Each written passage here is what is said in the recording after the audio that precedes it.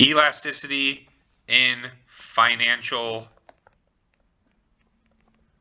capital markets.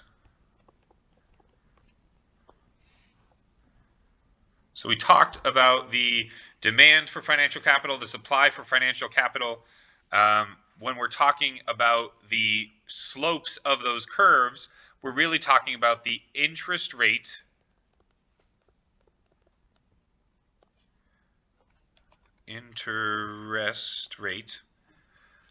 elasticity of savings. So the interest rate elasticity of savings tells us the responsiveness of savings to interest rates. Percentage change in the financial savings, the quantity specifically of them, divided by the percentage change in the interest rate. And so what have we seen in the last 29 months, right? We've seen interest rates, go from, nearly nothing to almost 5%, right? And here in the United States, we've actually seen a flat or even a negatively sloping savings curve, right? So this should be positive. You know what I mean? So all economics and financial logic dictates that this is a positive number, right? That the amount of savings is going to increase when the interest rate increases because you're just getting more for those savings, right? Now, we aren't really seeing that here in the United States. Savings rates have been steadily declining while interest rates have been increasing. Now, what is part of the reason for that? Well, first of that is because people are attempting to find safe shore in equity, returning to its regular amounts. Wasn't there a study that came out literally yesterday that said money market inflows have increased by $1 trillion over the last year? I mean, I'm not surprised, but money markets aren't necessarily seen as savings because, I mean, a lot of people lose money in collapses in money markets and stuff like that. So it's not as safe as, a bond or a CD or something like that. So when we're looking at the savings rate has been declining. And part of it is because higher inflation costs are, essentially people are trying to figure out where to get that money from. And partly it's from their savings. So instead of saving 4.6%, people are saving, 3.4% right now, even though the interest rates are increasing.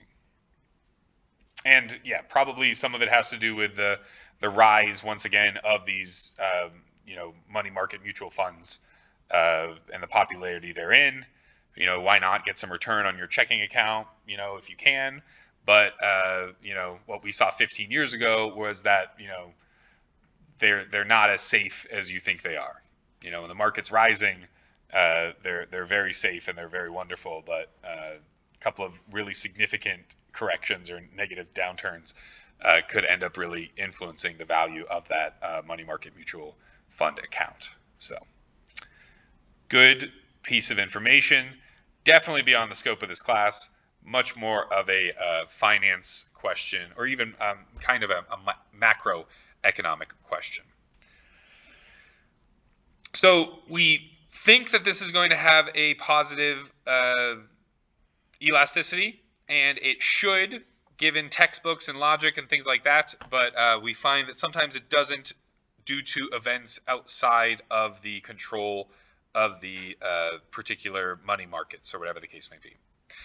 But anyways, last bit of notes for the day, and then we'll take our Kahoot and be all done. So we have an interest rate elasticity of demand.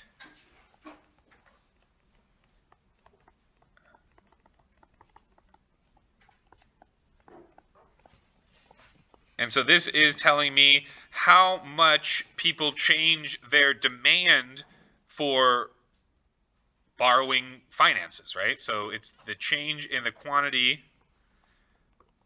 of financial borrowing divided by the change in the interest rate. And so this, being a elasticity of demand, we are going to assume is less than 0. As interest rates increase, fewer and fewer people are going to engage in borrowing because there's just higher costs, right? You're just paying, whereas you used to be paying $200 on that same $10,000 you were borrowing, now you're paying, $500 or whatever the case may be. Does that make sense, everyone? All right, let's do our Kahoot and get going.